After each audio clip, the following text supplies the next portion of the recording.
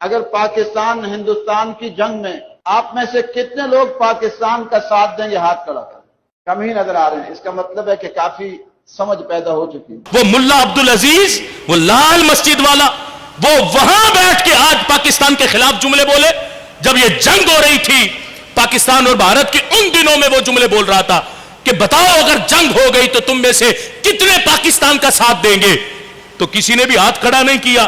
تو وہ کہتا ہے اب تمہیں میری باتیں سمجھ آ گئی ہیں. ہم کہتے تو نے پڑھائی جو بدبختی ہے تو سمجھ تو انہیں آنی ہے. تو نے کبھی سنی مجمع کو نہیں دیکھا. کاش تو ہمارے مجمع کے حالات کو دیکھتا. تو ہم تجھے دکھانا چاہتے ہیں ہم نے تربیت نہیں کی، لیکن یہ حب الوطنی کا جذبہ ہے ہمارے سینے میں. میں نے آپ کی کبھی تربیت نہیں کی، لیکن حب الوطنی کا جذبہ اللہ کے فضل سے ماؤں کے دودھوں میں ہمارے رب نے ہمیں عطا فرمایا. اگر ہم اس اجتماع والوں سے پوچھیں جنگ ہو رہی تھی یا آئندہ ہوگی تو کون کون ہے جو افواج پاکستان کا ساتھ دے گا؟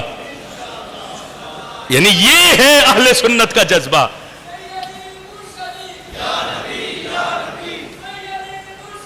یا نبی، یعنی ایک بار پھر ملا عبدالعزیز کو بتانا ہے کہ ہم نے سمجھایا نہیں. سنی بچے بچے کے سینے میں وطن کی محبت رب نے عطا فرمائی ہے. یہ بچہ بچہ جنگ ہو تب بھی، جنگ نہ ہو تب بھی اپنے وطن پر ہر لمحے جان قربان کرنے کو سعادت سمجھتا ہے. سارے سمجھتے ہو نا؟ ہاتھ کھڑے کر کے ملا عبدالعزیز کو دکھاؤ کہ یہ ہے ملک پاکستان کے حقیقی باسی. تم تو کرایہ دار لگتے ہو، جو کرایہ دار آ کے بیٹھے ہو. تمہیں کیا قدر کہ پاکستان کی اہمیت کیا ہے؟ وہ آج بیٹھا سمجھا رہا کہ جنگ ہو گئی تو تم کیا پاکستان کا ساتھ دو گے؟ مجمع ہاتھ ہی کھڑا نہیں کرتا. میں کہتا ہوں چند بدبخت سامنے بٹھا کے تم کچھ نہیں کر سکتے پاکستان کا. جب تمہارا بڑا مودی کچھ نہیں کر سکا تو تم کیا کر سکتے ہو؟